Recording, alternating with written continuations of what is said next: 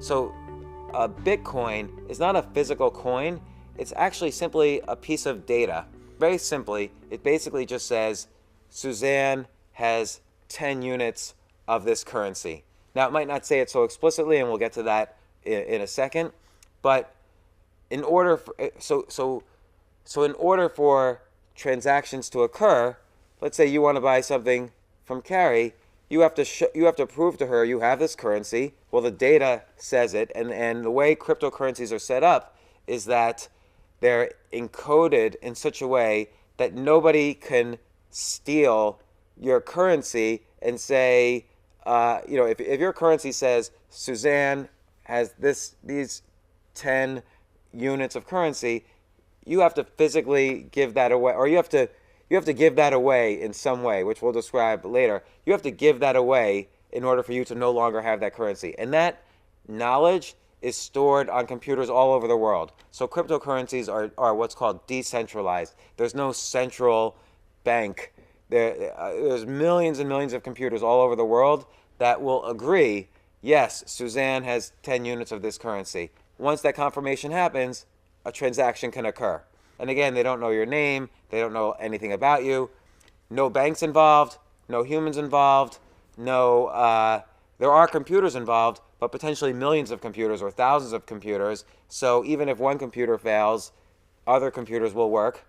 And transactions then become, in a weird way, despite the science and the data and all these scary aspects like cryptography and things that we won't normally understand, the reality is your transaction is much simpler. There's nobody in the middle. There's no potential for forgery.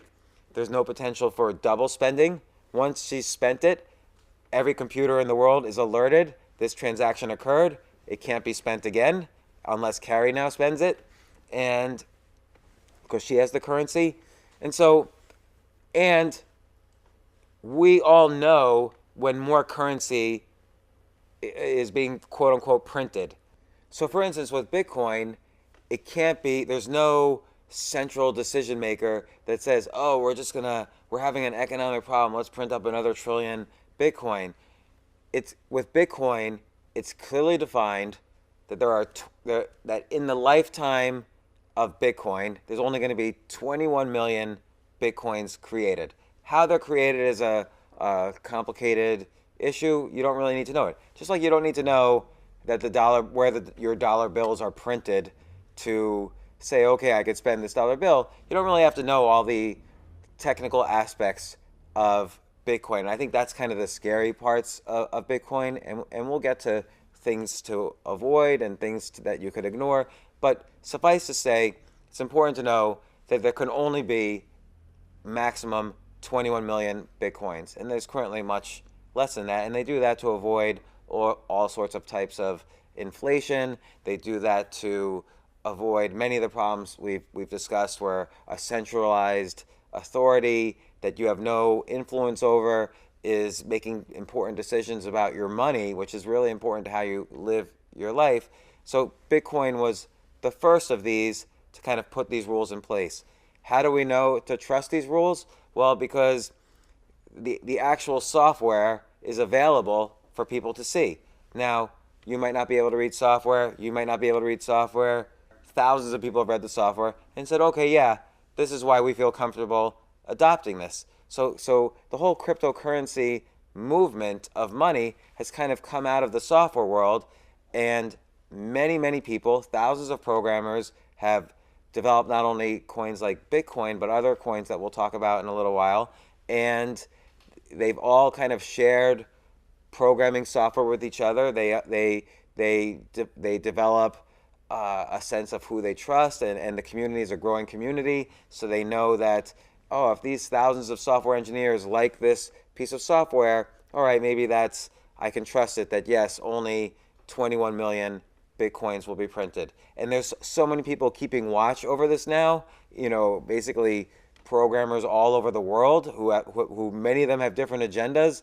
Many of them maybe would like more than 21 million Bitcoins, but they all agree only 21 million Bitcoins can be created. And again, it's not so much the number that's important to me. It's the fact that all these people who have actually read the software have agreed that this amount is the maximum amount. Why is that important? Because as opposed to the dollar bill, there's complete transparency in the cryptocurrency world, or ideally, in the currencies that you want to trust, there's complete transparency. You know exactly how this currency works and how it's going to work for the next 100 years. It's not like people planning things that you don't understand. It's not like there's all these people in the middle doing things with your money that you don't know, hiding secret transaction fees, and so on. By the way, another problem with currency as it exists, the humanism, centralized, government-run currency, and this is not intended to be some anti-government rant. I'm not anti-government really at all, but you don't know who's watching along the way. So if I'm sending money to China and somebody's sending something back to me, there might be someone on that chain that goes up to the bank, goes to Visa, goes to the central bank, goes here, goes there, goes there. There might be someone that says, oh, I want to know why Suzanne or Chris just sent $1,000 to China. What's in that box coming back? I need to know. And so let's check this out at the mail before Chris gets it. So there's a privacy issue with traditional money. When you spend a lot of money, who else is notified?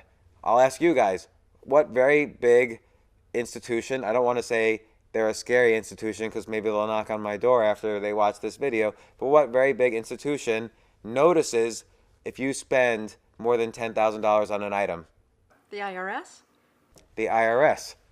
Okay, should always pay your taxes, don't break the law, but all these institutions that you didn't realize, you thought you were just sending money to your friend, oh, no, but now the IRS has kept track of it. Governments have this problem too.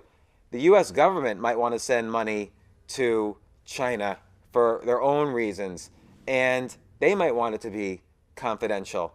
Even when a government sends money to another government, every other government can see because there's an international banking system. So there's even problems the U.S. government would like to solve that they can't currently solve with the way money is. Now, before we end this session, I kind of want to, I just looked at the evolution of cryptocurrencies from a point of view of why data is important. But I want to look at it from a point of view of the history of money. Because I think when you look at these two different angles and you see the historical importance of what's happening, you realize, oh my gosh, this is going to be much bigger than I could have even thought possible. And you see people, oh, you should buy a Bitcoin today and trade it tomorrow. That shows me that person might not understand investing or trading in Bitcoin because they're not looking at this bigger historical perspective. So, and just for the listeners, this is going to be the longest session just because I'm getting into all of the philosophy and the underpinnings of these cryptocurrencies, but we're going to get more into the nuts and bolts in later sessions. But let's just look very quickly at the history of money.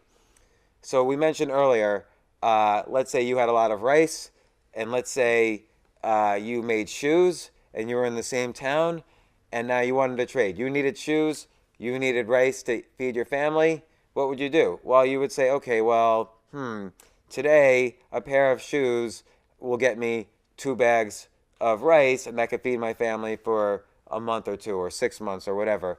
But what if you only wanted to buy a half a bag of rice? Do you give a quarter of a shoe?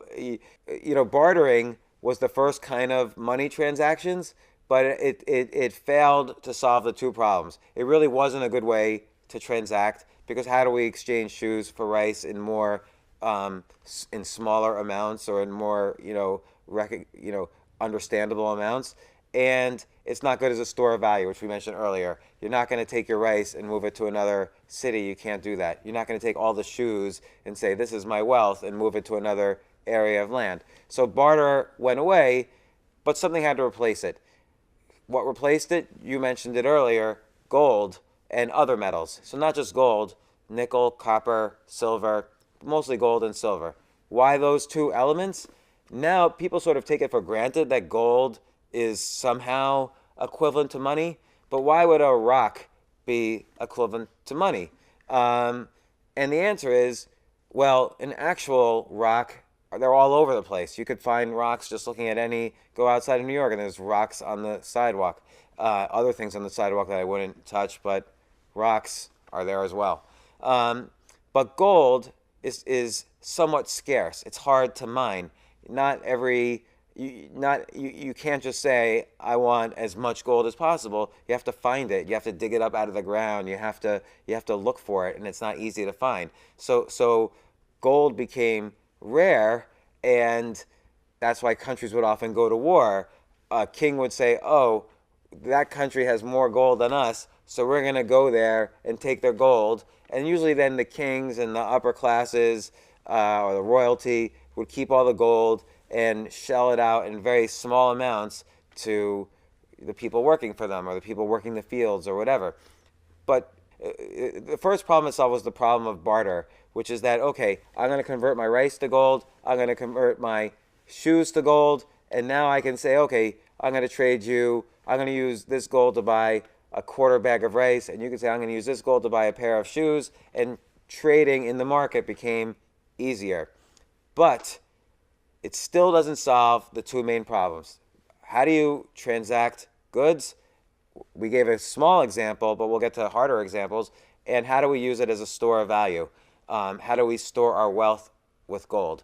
Again, I can say, well, I'm going to sell all my shoes, get all the gold, and that's my wealth. So I've just stored all my wealth, and all of the years I've worked hard on building the shoe business, I'm going to store it in gold, and that's my store of value. That's my wealth. So that works to some extent, just like transacting works to some extent. But let's say you wanted to buy a house or a palace. You'd have to cart in, tons of gold, heavy amounts of gold, all these gold bars, and it's just too much to carry. So, or let's say as a store of value, let's say someone invaded your town or your country, and now you had to move and bring all your wealth. You can't carry all the gold in some cases. The wealthy wouldn't be able to carry all of their gold, and even the non-wealthy wouldn't be able to carry all of their precious metals, particularly if they were being invaded and gold was being stolen from them or whatever. So both for transactional purposes and as a store of value, even though gold has been used since ancient times up until very just recently for transactions and store of value, it doesn't really solve the problem at a large or even semi-complicated scale. So that's why gold might still have value in the same way we still have "In God We Trust" on our dollar bills. It doesn't solve all of the problems we absolutely need money to solve. And by the way, how do you hide the gold? If someone sees you carrying all of your gold around, they say that person's rich. Maybe I'm going to try to steal their gold. So there's many problems with using gold or precious metals. Now again, people still use it. The whole idea of jewelry is, as long as we have this gold, let's make it a nice design. I'll wear it around my neck. I can now travel with it because I'm wearing it, so it's easier to move it around as a store of value. But again, that has the same limitations. So we went from barter to precious metals, and that's why ultimately we ended up with paper currency relatively recently, let's say in the past 400 or 500 years. I mean, because before that we had coins, which were made out of silver or gold or nickel or whatever. And again, we still have coins made out of these metals, but mostly we use paper currency. And again, that's where we get into the problems we discussed before. The exact same problems from before. How do you move large amounts of paper currency around? Has all of these problems of all these points in the middle. You don't know you have a centralized authority printing up all the money. You have all these artificial geographic boundaries. Your money works here, but if we went 1,000 miles north, your money won't work anymore because Canadian dollars are needed. You have to transfer them. So there's all these different currencies created out of these artificial or arbitrary borders. Why is there a border between Canada and the U.S. that has sort of an arbitrary answer based in history of the 1700s and the Revolutionary War and so on? But that resulted in two completely different currencies for basically silly reason. So Data, again, is the natural evolution. It solves all the problems. I can transact. I don't have to have a bank in the middle. I don't have to have a banker. So I don't have to have an institution. I don't have to have a human. I don't have to have computers that are, one computer that could potentially make a mistake. Like, don't you ever get worried when you say, when you have to send a wire, don't you ever get worried that you're going to put down the wrong number and they're going to send the wire to the wrong person? So that's because one computer is sending money to one other computer, and there's plenty of opportunities for human failure on your part, on the banker's part, on the computer's part. It's all sorts of sources of failure. Now, usually it doesn't happen. Usually it could be reversed. There's laws. But again, with pure cryptocurrencies, this is not a problem. And so, in a sense, we've just looked at two different ways which historically every industry is changing and moving towards data, but money itself is moving towards data, so that we come to this conclusion: in data we trust. Whether it's medicine or other fields or money, we're kind of just in general moving towards a data-driven world. And you see this every day, by the way. Advertising, it used to be the basic advertising was you would turn on a TV show, and it doesn't matter if you were a man, woman, child, whatever, you would see an ad for laundry detergent because the TV didn't know who you were. Now, if you watch a YouTube video, you might see an ad for sports, and you might see an ad about knitting, because just depending on what your interests are, the data knows and will target the ads appropriately. So advertising has moved from humanism. Let's put ads about beer on the Super Bowl, and let's put ads about knitting on a cooking show. So a human used to decide that. Now it's all data-driven. Almost everything you see on the computer is data-driven. So same thing is happening with money. Will it ever reverse? No, none of these trends have ever reversed. This has been a trend for 10,000 years, theism to humanism to dataism, and this money trend has never reversed. We've never gone back from paper currency to gold to barter. Things don't go in reverse. And now cryptocurrencies and Bitcoin was the first, but then there's others like Ethereum, and we could talk about these, but cryptocurrencies is the next evolution. It's money as data. You could think of it as the internet of money. And we'll describe more what that means perhaps in a later session. But this shows you again how big it could be. Now, let's put some numbers on that. How big could it be? Does anyone have a guess as to how much money exists in the world? If I wanted to print up in $100 bills all the money in the world, how much money would I have?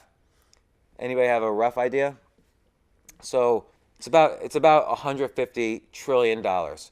How big right now, because we're in inning one of currencies as data, the cryptocurrency movement, what is the dollar value of cryptocurrencies? Right now, today, it's about 100 billion. A few years ago, it was 10 billion. A few years before that, it was 1 million. So this has been a very fast moving trend, but you say to yourself, 100 billion, that's a really big number. Well, 150 trillion is 1,500 times bigger than that number. So there's so much room for growth. This is like the size of the cryptocurrencies, like as big as this, and this is the size of the actual demand for currency. The demand for money is 150 trillion. That's how much money is demanded by the world today and is used by the world today. And this is how much cryptocurrency is. Given that the trend is happening and not going away, what we see happening is the demand for money is staying the same. But again, we've gone from 1 million cryptocurrencies to a billion, to 10 billion, to 100 billion. This trend is going to go up and start to get closer and closer to 150 trillion. And so that's why everyone's talking about it. And even the people who don't really understand it, they feel the fever. Is Bitcoin a bubble? Are cryptocurrencies a fad? No, it's an important historical trend. To really understand it, you need to know the underpinnings we discussed in this video, which was, to the audience, this was longer than intended, but the next set of videos will be shorter. But I wanted to express how important it was the philosophy, because then you could see, oh yeah, that makes sense. 100 billion could potentially grow to 150 trillion in value. So that's the end of session number 1. And if there's any questions, I'm happy to answer them.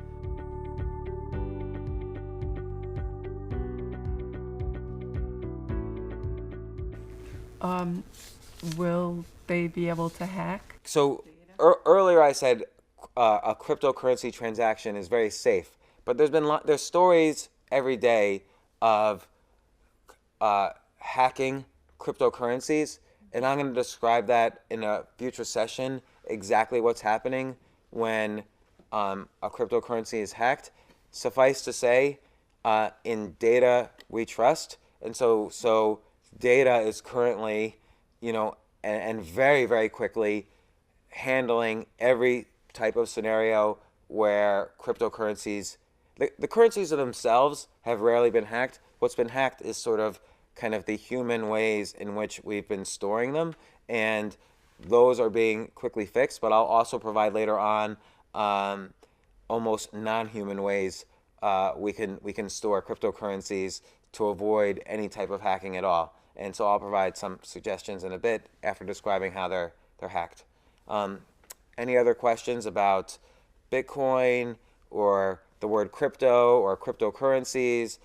The only thing, I understand about the movement from theism to humanism, then to dataism. But the thing about dataism, it sounds to me like you're talking about dataism as if it's a living thing that has its own nature, that it's a living thing that is out there operating according to the rules of its own nature. And the thing that I think about dataism is that it still has to be synthesized by humans. And so there's room for all of the problems that come into play when humans are involved with something. That's a great question, and I would say you're right. So dataism itself has had an evolution. So it used to be the case that, let's just look at medicine. It used to be the case they would do an X-ray. Oh, I'm coughing a lot. They would do an X-ray. The doctor would put it up. You see in the medical shows, the doctor puts it up on the screen, and we're all looking. You see that black spot on your lung? We want to do some surgery and take a closer look at that. So he got some data, and he synthesized it, and he made a decision. But now that doesn't really happen as much. And I could use medicine as an example, but a really great example is advertising. When you go to CNN.com, you are definitely going to see a different advertisement than me. No human at CNN picked the advertisement that you see or that I see. It's all data driven. And that is the evolution of data, is that the data it's not, and I'm not talking about artificial intelligence, which I think is a very overused phrase, like, oh, the robots are going to kill us. Like, that is meaningless.